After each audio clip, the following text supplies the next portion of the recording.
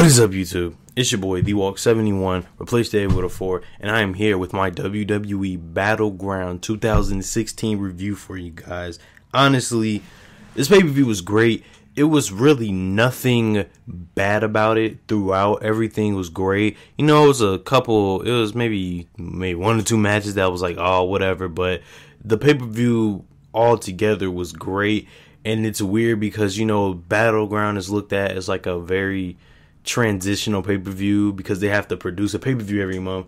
And I feel like, you know, the biggest pay-per-view of the summer or around this time is going to be SummerSlam. And you always feel like Battleground's just a pay-per-view that's going to transition. Just to have a pay-per-view, have a regular main event match. But actually, the pay-per-view was great. It was nice. Let me just get into it. So we opened up with the pre-show.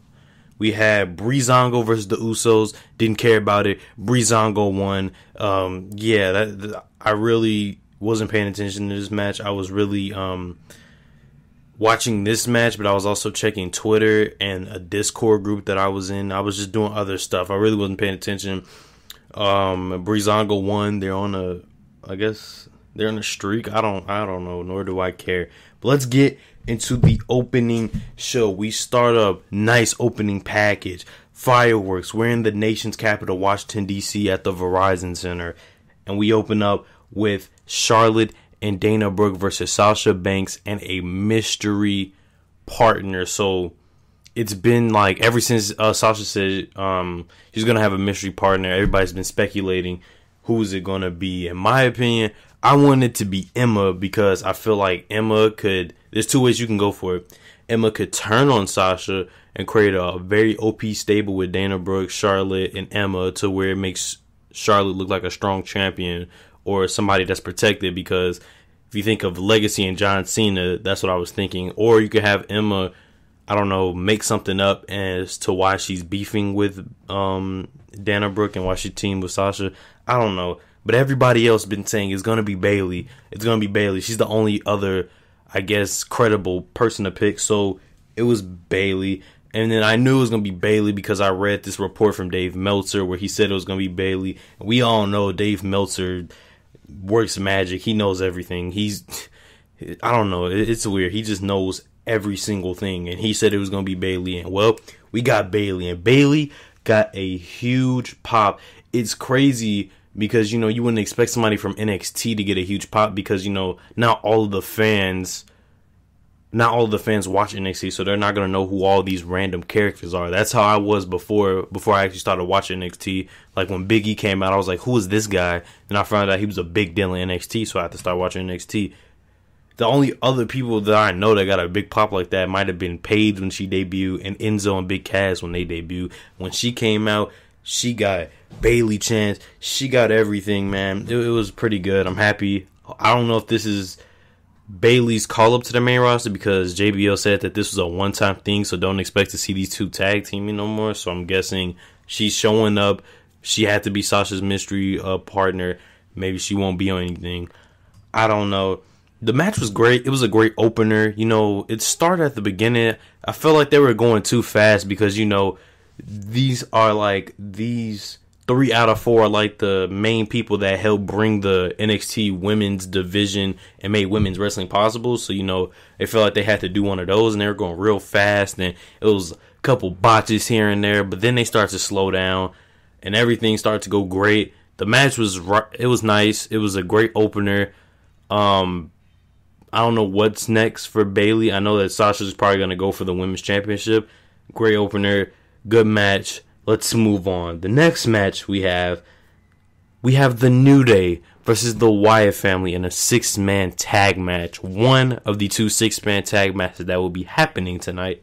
Let's get into this match. So, if you've been paying attention to WWE TV in general, then you know that the Wyatts and the New Day are feuding right now. The Wyatts just came back.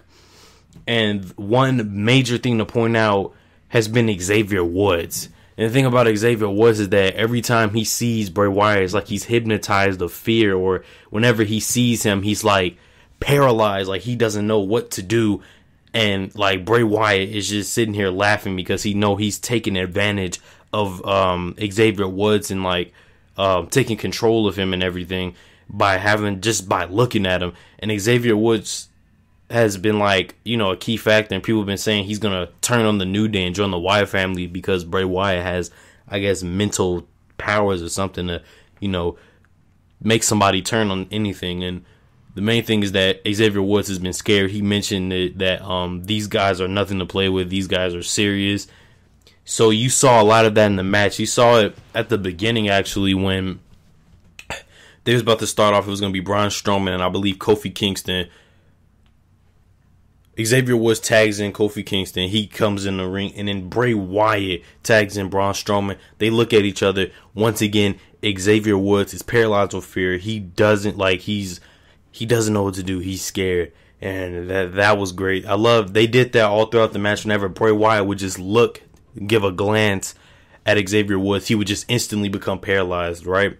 So the match starts off, you know, everybody gets their offense in, you know, it's just a all around, you know, nice match, you know, the Wyatts are getting their stuff in, New Day's getting their stuff in, but the main thing I want to talk about is all of the stuff that happens towards the end of the match. So you have everybody, you know, all out. You have Braun Strowman, Eric Rowan, Braun Strowman, everybody's out, right?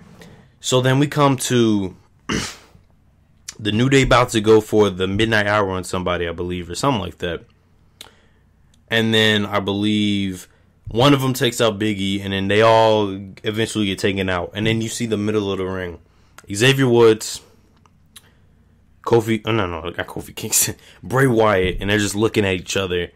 And I believe they just start staring at each other for like a quick second. And it looks like Xavier Woods was about to he's about to bow down or something. And then Kofi Kingston came out of nowhere until Bray Wyatt came, hit the crackhead rock bottom where he drops a knee on the back of him instead of dropping him flat on the ground. He comes out. Xavier Woods snaps out of it. He starts going nuts. He starts hitting Bray Wyatt, hits him, clothesline him, hits him with a kick. This man jumps off the top, like the actual top rope, dives onto Bray Wyatt. You know, he's just going crazy, and that's like something that's a very good storyteller. I think the main thing about a lot of these matches was a couple of these matches told some pretty nice stories, I guess, if you want to call it that. So you see, Xavier Woods has been scared of Bray Wyatt this whole time. He's been scared. He's been paralyzed because you know what Bray Wyatt can do to somebody, and then he snaps out of it, faces his fears, and he starts going at it. He starts going at it with Bray Wyatt up until the point to where his momentum was stopped by Braun Strowman. He takes out Eric Rowan. He hits Braun Strowman with a forearm. After that, Big E comes in with the spear through the second rope. You know the spot he does, but this one looked nasty because Big E landed like right on his head. You can see him grabbing his head. Hopefully Big E's good. Everybody's been saying, "Oh, rest in peace, Big E," because it was pretty dangerous. Like he literally fell on his head, and that kind of spot right there is an amazing spot. But anytime that move can like mess you up or something. So then Xavier Woods turns around, gets hit with Bray. Wow, I forgot. The Sister Abigail, that's what it's called. My fault. He hit Xavier Woods with the Sister Abigail. 1, 2, 3, the Wyatt family win as they get their last match together because Braun Strowman is on Raw and Eric Rowan and Bray Wyatt are on SmackDown. The Wyatts needed this match more than the New Day. The New Day, after this match, they're still dominant because they are the longest reigning WWE Tag Team Champions.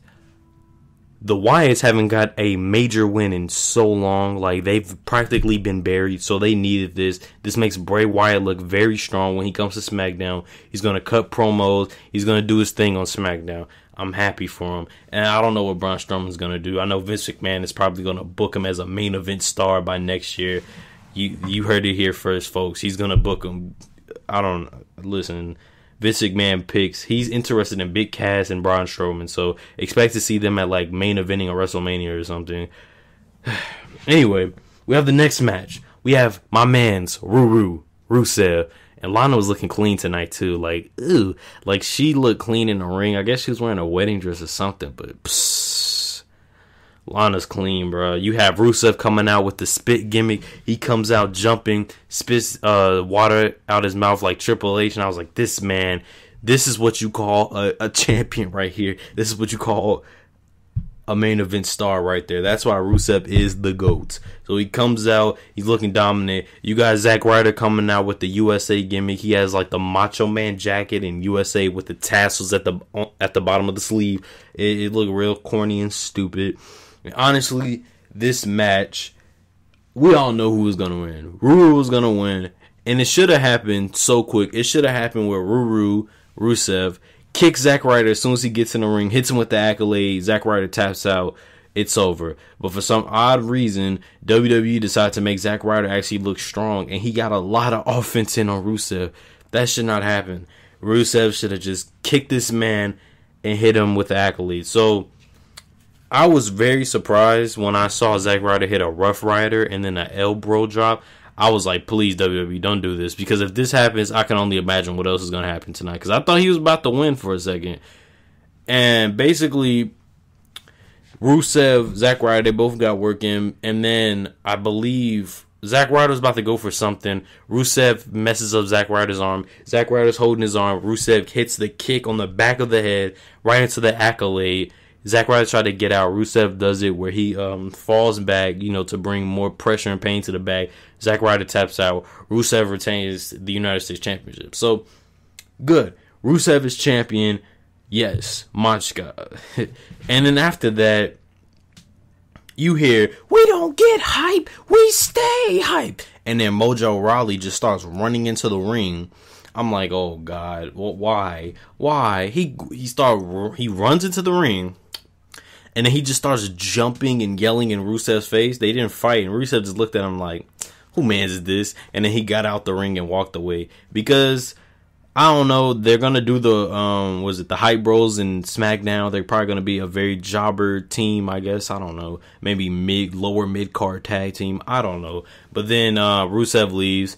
And what I'm going to say is that Mojo Rawley don't want none, because if you don't remember what happened at, I believe, it was at one of these NXT events. I believe it was either, no, it wasn't a rival. It was a takeover, the first NXT takeover.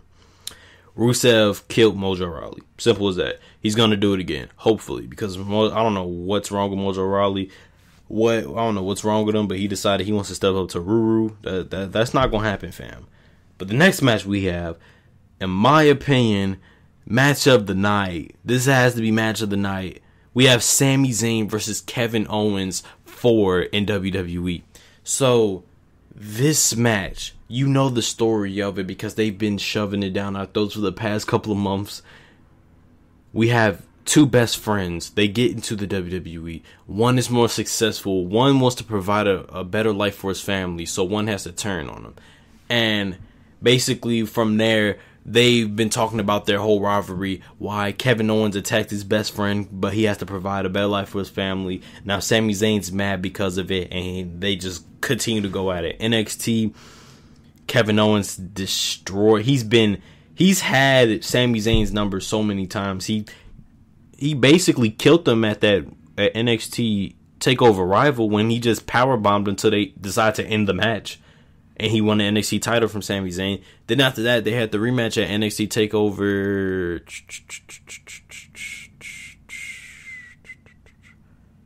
I forgot which TakeOver it was, but it was the TakeOver where they had the rematch for the NXT Championship, and the match ended in no contest because Kevin Owens pop-up powerbomb Sami Zayn on the apron and basically just destroy, wrecking havoc. And then they have their match at Payback, where once again Kevin Owens beats Sami Zayn, and it looks like Sami Zayn can never win against Kevin Owens. This match was their best match. Oh, hold on, let me turn this down. My phone's going on. This match was their best match in WWE today. Forget about their stuff in the Indies. I'm not going to talk about that. The first two matches in NXT, Sami Zayn got some offense in, but Kevin Owens looked pretty strong in both matches. Then their first match on the WWE main roster, Kevin Owens won. They didn't really do nothing spectacular. They did most of the stuff that you would see, and maybe I overhyped it. No, I didn't overhype it. The match was good, and I was there. It was a good match, but this match was just different. If you besides all of the botches that happened, because it was a couple botches, a couple botches that happened. This match was pretty good. It was probably their best match, like I said, in WWE. Let's talk about it. The match starts out pretty slow, actually, but then it picks up. We have, you know, a lot of stuff happened. We had a brain buster on the apron. I would never think that WWE would let Sami Zayn do a brain buster. They let him do it, but they let him do it worse than what it could have been. He did it, you know, he could do it in the ring, cool. He does it on the apron. Then you have Kevin Owens. He super kicked Sami Zayn like 3 times, and he was just destroying Sami Zayn. Like, Sami Zayn and Kevin Owens were just going at it. We had a one botch where Sami Zayn was supposed to go for this little high flying move where he jumps, bounces legs off of the top rope, and then flip onto Kevin Owens. This man flipped mid bounce and botched, landed on his shoulder. I was like, oh my goodness, I hope he don't mess up his shoulder again, because that would really suck. I think his shoulder is fine, because he didn't like nothing really happened after that. After his shoulder got, like, after he landed on his shoulder, Kevin Owens attacked the shoulder. And then we have just like crazy stuff from left to right. Like, you have to pay attention to this match. You have Kevin Owens doing a frog splash. You got Sami Zayn getting all those exploder suplexes on Kevin Owens. The match was great. We got super kicks. We had one part where Kevin Owens did a cannonball while Sami Zayn was like stuck in between, like, the back of the, not the back of the ring post, but like, you know, the little part in between each turnbuckle, you know, the little space, because I guess Sami Zayn was trying to go for like something through it. Kevin Owens super kicks him, and then while he was still there, Kevin Owens went for a cannonball, and then Kevin Owens also hit a pop-up powerbomb. I thought, oh no, this match is over. Kevin Owens will always be dominant over Sami Zayn. 1, 2, 3. No, my bad. 1, 2. Sami Zayn kicks out. I was, whoa. Now, keep this in your mind once I explain the next part. Remember that Kevin Owens has been he's been very dominant over Sami Zayn. He's always have had Sami Zayn's number. He's always looked dominant. He's always, you know, messed up Sami Zayn after all their matches, right? So the next part, the ending of the match. Sami Zayn hits 2 exploder suplexes in a row. Then the camera zooms in on his face as he's looking to end this. He goes for a haluva kick, hits him with it. Right when Kevin Owens is about to fall, he catches Kevin Owens. I'm like, whoa, what is he about to do? He catches him and he holds him for a second, looks around and is like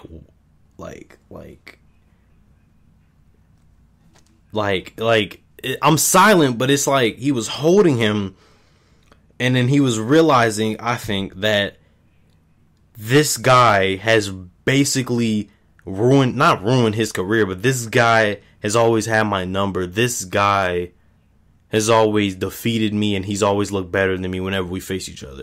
So he puts Kevin Owens back on the turnbuckle, shoots him with another haluva kick. 1, 2, 3. Sami Zayn wins. Very dramatic ending. The only last time I seen him hit a very dramatic haluva kick was his match with Neville at NXT TakeOver R Evolution. That one right there. Great match. Their best match in WWE, in my opinion. It was a good match. So then we get over to this next match. Now, this is the second women's match of the night. We have Natalya taking on Becky Lynch. Now, these two have been feuding because last month, I believe, at Money in the Bank, Natalya turned on Becky Lynch. She turned heel. And they've been feuding ever since. They've been going back and forth with each other. As you've seen on SmackDown, they were brawling. They had to get refs and everything. So the match was good, but I feel like people... I don't know how I felt about this. I don't know how I truly felt about it. It was like... I was not bored of it, but it was like... I don't know how to explain it. It was like... I wasn't bored of it, but then once I watched it... Not watched it again, but once I actually like paid attention and stuff... This match told a pretty nice story, to be honest. Like... the story of that Natalya, she was attacking Becky Lynch's leg the whole time, dissecting the leg, working on that body part, which is great. I always like it when a person focuses on one body part to try to use it as their advantage if they want to take out somebody's leg or arm. Just kind of like similar to the Triple H and Roman match at WrestleMania. She went for the arm. And the story behind that is that now Becky Lynch is at a disadvantage because her leg is messed up. What is she going to do to try to come back, to try to beat this adversary, to try to get a victory over Natalya? Natalya continues to work the leg. She continues to attack the leg. Becky Lynch is suffering. Her leg is messed up. She can't do nothing. She's trying to fight back. And then we get towards the end of the match and Natalya hits a sharpshooter. Becky Lynch is stuck. She doesn't know what to do. And her leg is messed up. She has to tap out. And that was incredible. Like, I didn't realize it till after I had to think about it. That story is nice. This match, they have to have a second match at SummerSlam because there's more to this feud. There's more to this feud. This feud has money to it, in my opinion. I feel like this was great, and I didn't realize how good it was until I have to think about it. The next match we had The Miz versus Darren Young for the Intercontinental Championship. Now, honestly, people call this the piss break match. It honestly was. I went to go get some water out the car. I had to get water, the little 24 pack of water I left in the car yesterday. So I had to go get that. And the match was, it was whatever. It's the stuff that happened towards the end. So forget the match. The match was trash. I really don't care. Bob Backlund for president because he's amazing. So the ending of the match, we have Bob Backlund. He gets slapped by Maurice. Then Maurice starts acting like Bob Backlund hit her, the domestic violence gimmick. So then The Miz comes out the ring and he pushes Bob Backlund. This man, Bob Backlund, I don't know what happened. This man just started going nuts. He turned into Hulk Hogan. He ripped his shirt open. He was trying to rip his shirt off. He still had the suspenders on, and then he had the shirt stuck on him. And then Darren Young came out, and then he put The Miz in a crossface chicken wing. Oh man, the way he was doing it, bro. Like, I feel like WWE is trolling on purpose because whenever Darren Young is gay. He's gay. He likes men. He puts The Miz in a crossface chicken wing, and then he starts to repeatedly hump this man while he's putting into it. They disqualify the match. The Miz retains.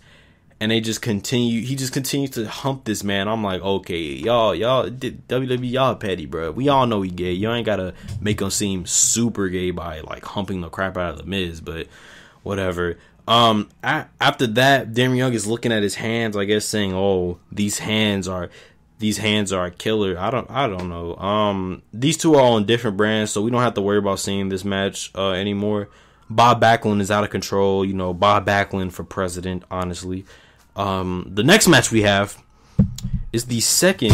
Oh my God, what was that? Okay, never mind. The next match we had a 6-man tag match. The second 6-man tag match. We have Enzo and Big Cass and John Cena versus the Club, AJ Styles, Luke Gallows, and Carl Anderson. Now, at the beginning of this, we had Enzo cut a crazy promo, had me hyped to watch this match, and it was crazy. So, just to give you the rundown, it's 1-1. One for AJ Styles, one for John Cena, I guess, in their feud of who's on top. This match was good. It was good. It wasn't a disappointment. Honestly, it was great. I'm trying to get all my thoughts together about how I feel about this match. Let me think. I don't want to look stupid on this review. So basically, these two teams are going back and forth. We have Enzo getting offense. We have everybody got offense. We have Enzo get launched into the Club, and then we have AJ Styles get launched into that. We have people accidentally hitting each other with moves. We have this, that. We have a point to where Enzo is getting hyped to fight, and he takes out one of them. He takes out Carl Anderson, and then what's that boy name? Luke Gallows, I believe he takes out Enzo Amore. Then Cena comes out, attacks all them. I'm heading towards the end of the match. I'm trying to pick particular parts of the match. It was nice. It's what you expected out of a 6-man tag match. Honestly, I would prefer the New Day versus the Wyatt match better as the 6-man tag, because that one told a better story. This match was more of, we are feuding with John Cena. It's 3-1. Cena got help and Cena won. And Cena won with a attitude adjustment off the second rope. Now, honestly, like I said, the match was great. I mean, not great. The match was good. It wasn't bad. It could have been a lot worse, like the Fatal 4-Way Tag match in Money in the Bank. But it wasn't. It was all right. I just, I prefer the New Day versus the Wyatt family better than this match. But it's whatever. We're still going to see the Cena versus AJ Styles feud soon, because they're both on the same show. The Club are going on Raw. They made no hints towards Finn Balor or nothing, so I would have thought they would have did that. I would have thought the Club walked out on AJ Styles, so I guess the Club is going to expand. AJ Styles is going to represent them on SmackDown, and then they're going to Finn Balor and Carl Anderson and Luke Gallows are going to do their thing on Raw, I guess. So the next segment we have, right before the main event, we have the highlight reel with Chris Jericho and his special guest, the returning Randy Orton. This segment was very, very, very entertaining. I mess with this segment because you have Chris Jericho. Right now, this Chris Jericho segment has been amazing. Like, the drink it in, man, gimmick right now he's doing is amazing. Like, literally, Chris Jericho does not have to wrestle anymore. He can just talk and he'll be over, bro, because he's just that great. Like, this heel stuff has been the best I've seen of Chris Jericho in a very long time. We have Randy Orton come out. He got the baby face. He doesn't have a beard. I was expecting to see him come out with the Legend Killer gimmick with the theme song, and everything. And Randy Orton was roasting people. Like, they were like, so why did you decide to go after the Beast, Brock Lesnar, on your first match back? And he was like, man, would you expect me to face Fandango? I was,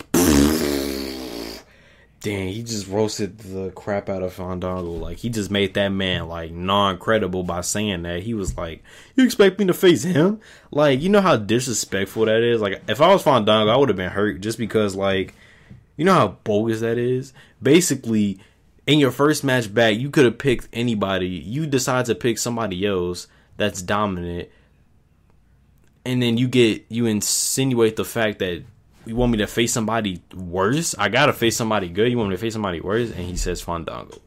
The next funny part that Randy Orton did, he said, I'm gonna take Brock Lesnar to RKOville, and I don't need no enhancements. I was lost my mind, bro. Mind blown, because we all know what's happening with the Brock Lesnar right now. He has this little, steroid performance enhancement thing with the UFC. So WWE decided to poke fun at it. And by the way, this man Brock Lesnar has the juice. Okay, he can do whatever he wants. So he's gonna be off the roids, and nobody's gonna care. But Chris Jericho was great. He said, I'm gonna give you the gift of Jericho. Drink it in, man. And then Jericho also hits an RKO on Chris Jericho. Amazing segment. Welcome back, Randy Orton. Give you your props. Now, we get to the final match. The match they've been building this pay-per-view on. A SummerSlam worthy match, honestly. We have Dean. No, we're going to put his name last. We're going to put some respect on Dean's name because he's the champion. We got Seth Rollins versus the Roman Reigns, who got booed out the building, and they had to pipe down the boos, versus my man's Dean Ambrose, your WWE champion. So at the start of this, I thought Dean Ambrose was going to lose, just due to the fact that I believe that Raw wants to have the main title if WWE is not going to do, the two titles gimmick, because I thought, since they changed the name from the WWE World Heavyweight Championship to just the WWE Championship, That was gonna be it. So I thought that Raw would get the main title, but no. So we have Dean. He went over in this match, but this match, they went over the time limit. Like, that's why this review is coming out a little later. They would usually end around, maybe what's the word I'm looking for? 9:50, around that time. But they actually went past that. This match was shorter, in my opinion. I felt like this match could have been longer. Maybe they were holding back. Everybody got their shine. I just felt like the match was a little bit too short. And when Dean Ambrose won, I was just like, that's it? It's nothing else? Like, because I felt like the match was pretty short. You sit up here and you hype the pay-per-view for a very long time. Incredible video package, and the match was too short. But I'm not going to dock points off the pay-per-view. The match was great. Okay, we have Roman Reigns, getting a lot of his strong hits. And WWE made Roman Reigns look great today. He looked pretty strong. Like, Dean Ambrose was trying to go for his little dive move where he dives on a person and just punches them. Roman Reigns said, yeah, yeets. And when he jumped on him, he just fell off, and Roman Reigns looked strong. Strong hits on everybody. Seth Rollins looked great. Dean Ambrose looked great. Everybody in this match looked great. We even got a Shield power bomb with Roman Reigns going through the table. And we also have, oh my God, I'm sweating. We have Roman Reigns, he gets hit with a pedigree, he kicks out. I was like, wow, okay. So then we have Roman Reigns going crazy with Superman punches. He sits up here, Superman punches Seth Rollins while he goes for, like, I guess that knee off of the top rope, the springboard knee. Superman punches him. Dean Ambrose tries to go for his move where he goes through the rope to try to go for a clothesline. Superman punches everywhere. But the ending of this match consisted of Roman Reigns spearing Seth Rollins, because I guess Dean got pushed out the ring or something. I forgot. And then he hit Roman Reigns with the dirty deeds. 1, 2, 3. Dean Ambrose retained the title. SmackDown celebrated with everybody chanting. Stephanie McMahon and Mick Foley looking very salty. And then you had the whole entire SmackDown roster coming out to congratulate Dean. It's like Dean is being celebrated twice. Last month, he got a crazy pop when he cashed in and won the title. And then this time, he had the Usos carrying him with the whole SmackDown roster in the ring celebrating. Basically confirming that it's game time. SmackDown versus Raw. It's time for a war. New era. And I can officially kind of say this is kind of a new era just because of some of the stuff that they've been doing. The beginning of the new era starts tomorrow on Monday. Can't wait. The pay-per-view was great. Like, comment, favorite, subscribe. Do what you do to support me. Follow me on all of my social media sites in the description down below. Anyway, guys, I'm out. Peace.